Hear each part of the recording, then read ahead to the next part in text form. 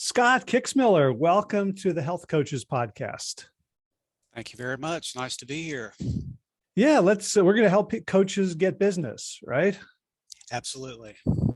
So before we go there, let's find out a little bit about you, your background, and why your experiences and knowledge that enable you to help us. Right. So thanks for asking. I've obviously not always been a coach. I am actually transitioning from being a licensed mental health and addiction therapist into the coaching space, and have vast experience with people in the social work field and the healthcare settings, and want to be able to help people better market their businesses so that they can attract more of their ideal clients. All right. And you also have a background, in marketing and advertising? Yes, prior to becoming a social worker, I had been in graphic arts and advertising for about 9 years in the pre-press setting in what do you call it? Not digital, but paper. Hey, the paper setting, so magazines and newspapers, designing ads was my main job, designing ads. Gotcha. So now, as you yourself are transitioning, you're doing paper stuff. Now you're in a digital world. What are the things that people should become aware of? When you talk to coaches, I talked to a lot of people who are sort of new coaches, and they've got some skills, but they don't exactly know what to do, how to get their first client. There's hundreds of books and courses and gurus out there. Everyone wants to sell you a $2,000 program. Like, where do you tell people to start? So I like to tell people to start with envisioning and getting very clear on who their ideal client is. And that means that people that they would like to work with. And I'll have them go through an exercise creating a client avatar, which is what I like to call it. And it's first of all, you're getting as deep as what are these people's pain points? What kind of TV shows do they watch? Who do you want to work with? And I've got handouts and worksheets that I lead people through an exercise in creating their avatars, and also defining what your niche is. In the beginning, I tried to serve everybody, and that shotgun approach just really wasn't getting me anywhere. So when I got super specific with who I wanted to serve, then that's who I began to attract. Gotcha. So how do we begin doing that? So like, I've just completed a program or a course. I want to help people. Let's say it's in the health field. So I want to help people change their diets and lifestyles.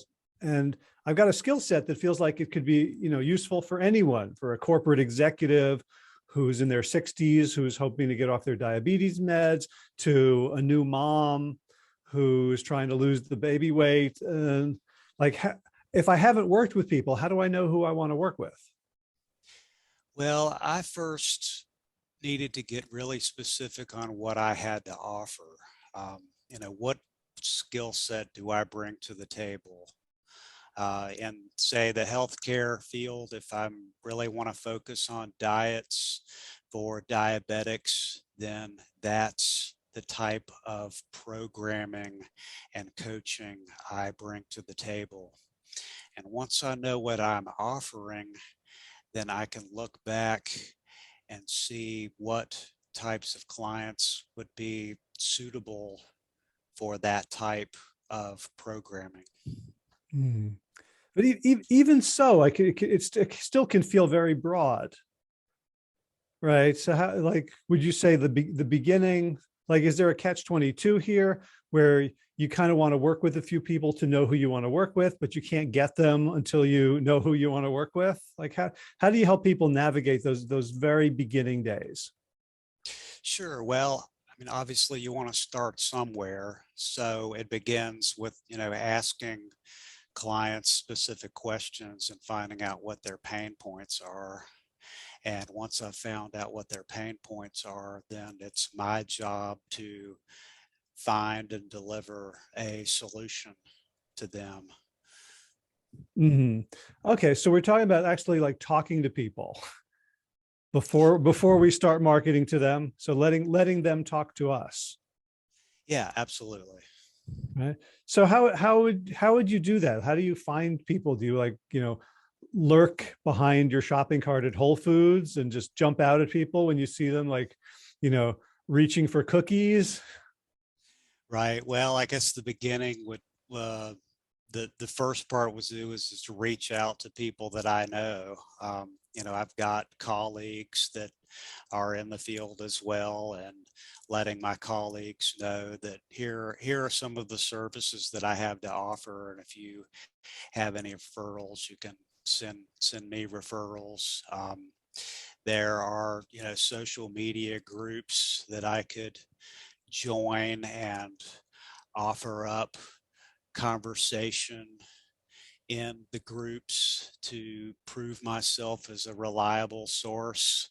I'm not talking about putting links out there to services immediately, but I'm talking about, just being a valuable resource for people in Facebook groups or chat forums where specific questions are being answered for specific, say in your instance, health questions. And right Hmm. there can be a good spot in, first of all, being a person that is knowledgeable and an authority on a certain topic. Okay. So like, step one is to sort of just generally figure out who you think you want to work with. And step two is then talk to a bunch of those people. And find out what their problems are, what their pain points are, what their desires are. And at that point, when you're talking about creating content, now you're responding to a specific set of questions and issues, right? You're not just talking in generalities. Correct. Right. Yes. Mhm. Um, so what sorts of content do you find it's useful and easy? Because everyone's got a podcast or everyone's got a blog, but there's so much noise. um, how do you think strategically about, so I'm gonna commit to creating content, and it can be daunting when you put up your first 30 videos and no one's seen them, right? So Right. like, do you just sort of spray and pray, or are there strategies for how to disseminate the information? Well, it's about being consistent. This area, especially when you're starting out, it's going to be about being consistent and offering up value to people and their pain points. Doing the research, looking at specific questions that people need answers to, and putting out your own unique content, week after week or even day after day, however long you need to commit to that content. And generally, from what I've learned, after 30, 60, even 90 days of this content being published, Google finally catches up and sees what's there in your blog or even on a podcast, for instance. So Mhm. consistency is something that people really value because there are a lot of fly by night people out there.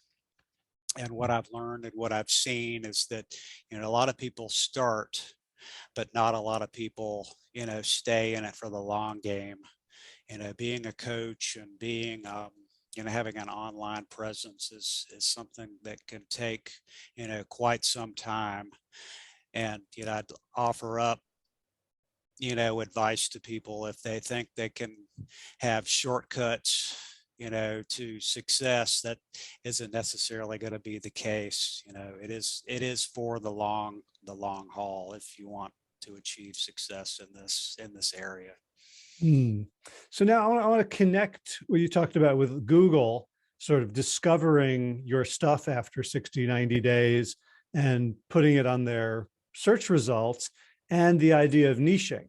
So, so if you're like a weight loss coach, and like the chances of you getting a web page or a piece of content of yours on the top 10 in Google for weight loss is well nigh impossible, right? So when you think about like your niching, so weight loss for executives with type 2 diabetes, or weight loss for women who've just gone through menopause, do you then think about writing your content or titling your content so that your target market with their pain point, if they were searching for that, are likely to find it?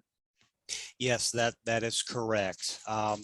There are different ways that you can go about researching these things and strategically plotting out what we like to call keywords or long tail keywords in pieces of content and in headlines, and using what is called site engine optimization, or SEO, to help optimize the content so that Google can pick it up. And when you're consistent with these keywords and long tail keyword phrases, it'll be noted in the indexing that Google does. And then ultimately, when somebody types in a specific search like that, they'll pop up, and the chances of them getting higher ranked will occur. But that only comes with consistency, I might add. So one or two articles on certain keywords may not pop, but if you've got, several articles and then also more consistent blog posting, then you'll be seen as somebody that's consistent, and Google will notice that. So that's going back to being consistent and playing the long game. Once Google sees that and you've got a lot of content that Google can crawl, then they will more than likely pick up more of the keywords that you want people to search for. Gotcha. So I want to throw some objections at you. Okay. Okay. So one is there's a new coach listening to this who says, wait, I just want to coach people. You're telling me I kind of have to become an internet marketing expert. Like, this is daunting. Can I just get somebody else to do it for me? Can I hire, I'll see spam ads for $99, get me, top ranking in 433 search engines. Like, what's the deal? Yeah, no, you're right. You can just be a coach, but it will be a matter of you finding the right people to, I guess, form a team of professionals to help you with that marketing. But to me, it helps to know a little bit about something so that you can explain to people that you need to help you make these marketing decisions for you. Mm-hmm. Okay. Another objection is, okay, so I've gotten some pieces of content. Let's say it's a video or an article that's been indexed by Google, and people are coming to see it, but they're not hiring me. Right. Like it's just some, and like myself, like I'll go online all the time. I'll read an article, and it doesn't mean I'm immediately going to go to the website, find the buy button or the contact button and say, hey, please, can you take my money? Like, what do we do? Like, after we've gotten some search engine love, to actually take the people who just haven't answered a one particular question that we may have answered well or adequately or poorly. What's the next step? Do we just hope that they keep coming? Absolutely. No, great question. Great question. I see where you're going. So all of our blog posts need to be strategic in nature, and that there needs to be some type of call to action in these blog posts. And it's basically asking your reader to do something either in the middle or at the end. Say, if you'd like more information about this, click here or sign up for more in-depth information. It could be a great way to begin collecting email addresses for folks, and I definitely would encourage folks to begin developing an email list that they can begin marketing to. And marketing isn't just asking people for sales, it's about providing them value so that they can, begin to know you more, like you more, and then trust you more. And when you send them content that comes through email, you'll be on the top of their mind. So blog posts, yes, they provide valuable information for people, but they also are meant to have calls to action in them so that readers can get more information from you. Okay, got it. So in the old days, before COVID, one of the ways a coach could get business was by giving talks, right? Like in your public library or community center or a church. We may be getting back to that at some point. It doesn't seem like it's going to be coming anytime soon. And even if it does, it probably isn't going to come back the way it did, as it was. We'll probably have a lot more online things. What do you see for coaches about migrating what used to be a pretty intimate, like I'll get 8 people in a room and I'll talk to them, versus like if I do it online. And I'm thinking about when I started my podcast and I looked at my numbers, and like an episode would have 17 downloads or 31 downloads. And I was talking to someone, I was like, why am I wasting my time? And they said, well, what if you could get 17 or 31 people in your house and talk to them for an hour every week? Would you do that if you could get those kind of numbers? And I was like, good point. So have you seen ways in which coaches are moving those kinds of presentations and small gatherings online? Yes, absolutely. The technology it seems like it's grown exponentially since the start of the COVID shutdowns, especially with Zoom being one of the major meeting places that people can meet online. But with that comes the ability to record video and audio, as well as sharing your screen for PowerPoint presentations of the such. So, what I suggest for people to do if they have, say, a signature talk that they're used to giving, then prepare it as a video presentation and have that as a standalone webinar, if you'd like to call it that, webinar that can play anytime. All you got to do is click here and attend our webinar. That can also be one of your calls to action at the end of a blog post or a sidebar that's in your on your website. Attend the webinar on a certain subject. Okay, so let's talk about the content of what we're sharing. So like if I were a doctor or a health expert or a chef or a cooking teacher, like certain content is really easy to share and it's very enticing and clickable. So for example, like I watch a lot of healthy food channels, and someone will be there and they'll say, hey, look, here's how you make this dish. And they'll show me and I get it. And I'm like, oh, that's really good. And I'll share it. what we do as coaches is very often entirely about process.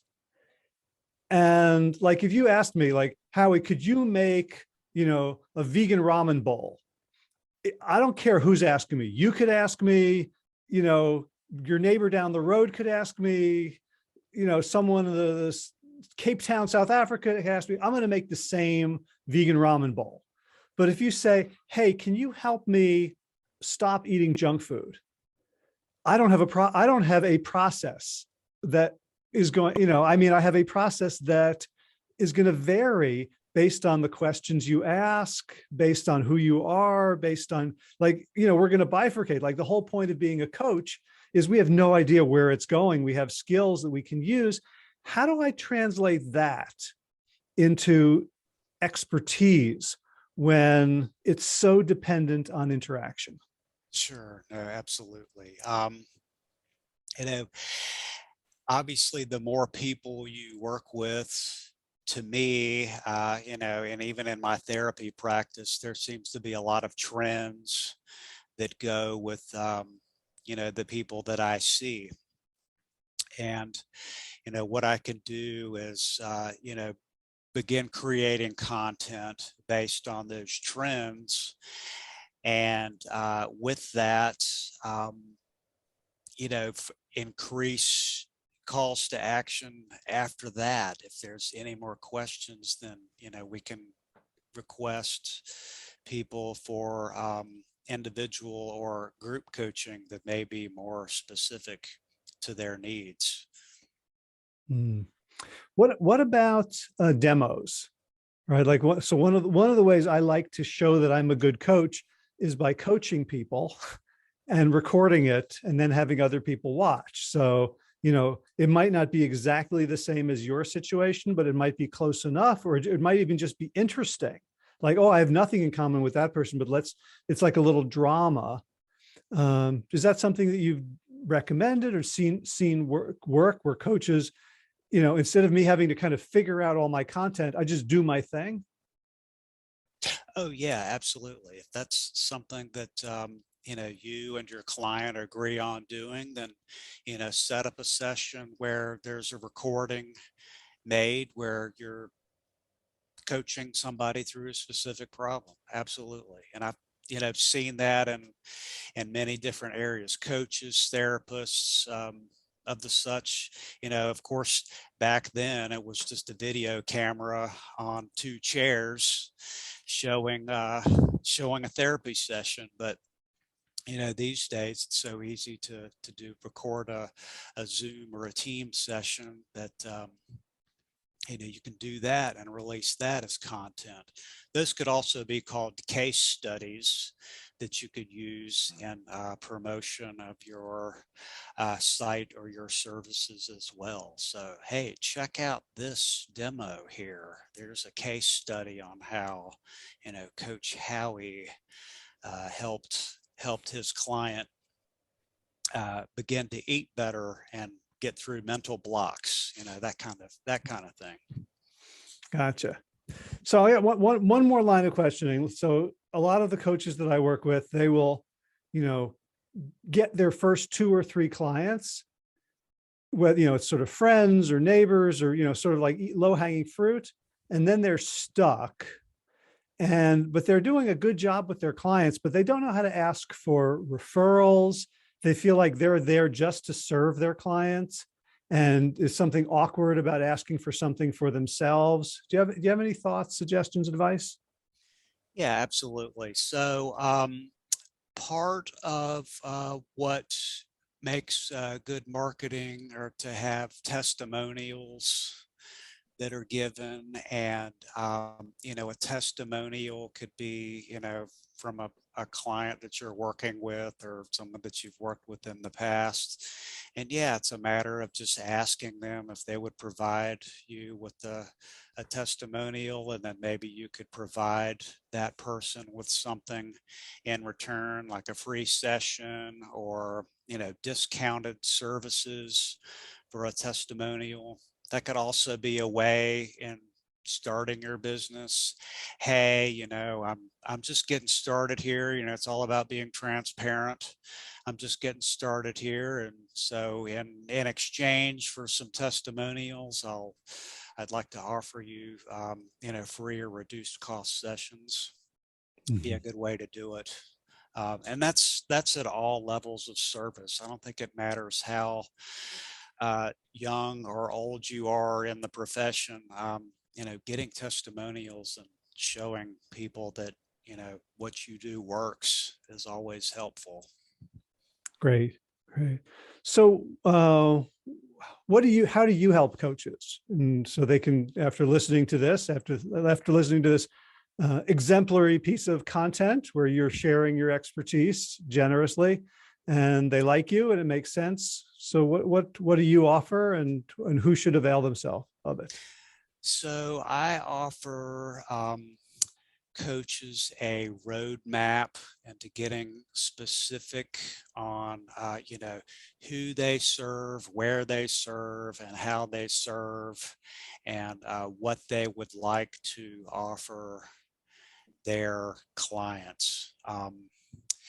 And I kind of get them to start with, what is their core offer? And then we begin to work backwards in developing a strategic marketing plan to help, attract cold clients and to nurturing them into warm leads, I should say, and then into, committing to being one of your clients, and help them go through or develop what I call a customer value journey. It helps the coach or the marketer envision how they take their cold leads and to develop them into hot leads that are ready to buy. All right. And where can people find out more about this process and about you? So let me see, scottkixmiller.com is my website, and I have to look and see, I apologize, what my link is. I have a download on 10 ways that you can begin getting more clients. So there are 10 specific ways in a short ebook, and I apologize for not having that link here right where we can offer it. Maybe you can put that in the show notes. I will put it in the show notes. Okay. Will they be able to find it from the site? They will be able to find it on the site. Good. So then spell Scott Kixmiller. So SCOTTKIXMILLER.com. Here we go. ScottKixmiller.com/add-traffic. Add traffic. Add-traffic. Yes. So 10 powerful ways to drive traffic to your website. Okay. And add is 2 Ds. ADD-TR. Yeah, that's right. Okay, great. So add as in adding, not as in advertising. That's correct. I got it up here. Powerful ways to get more.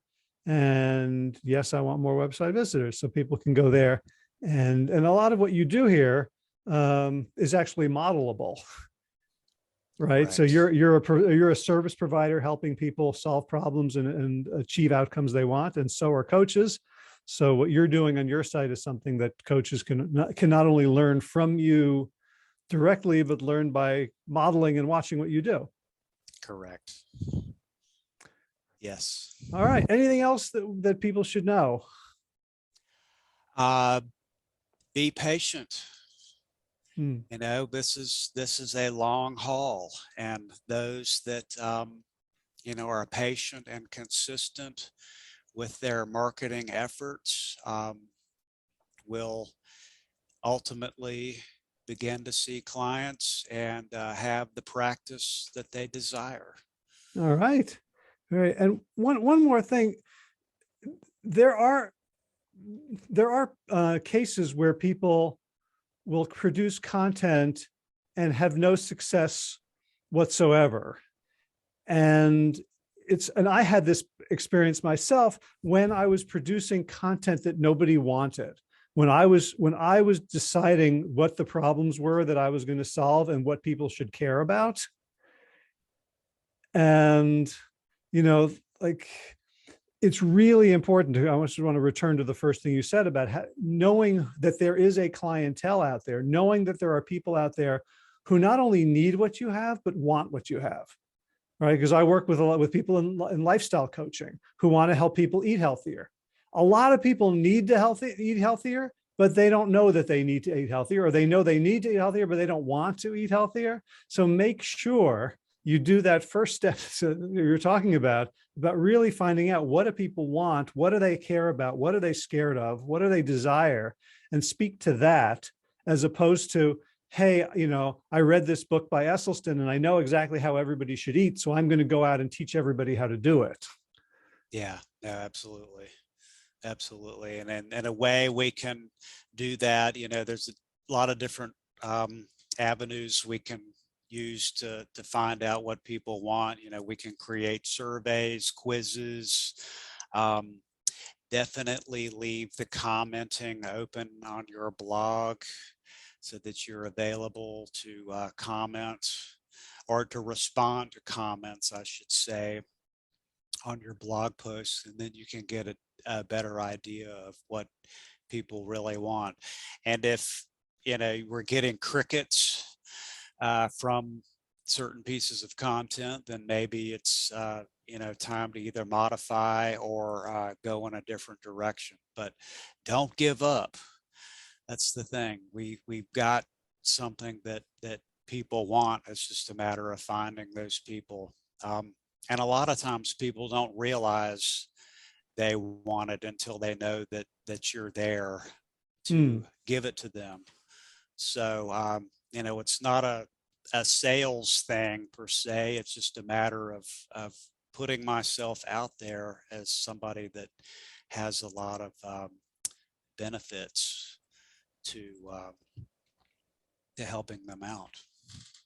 All right, awesome. And you know, given that coaches tend to be mission driven and passionate, that in itself can provide a lot of fuel for the early days when there's not a lot of immediate returns on investment or obvious returns on investment.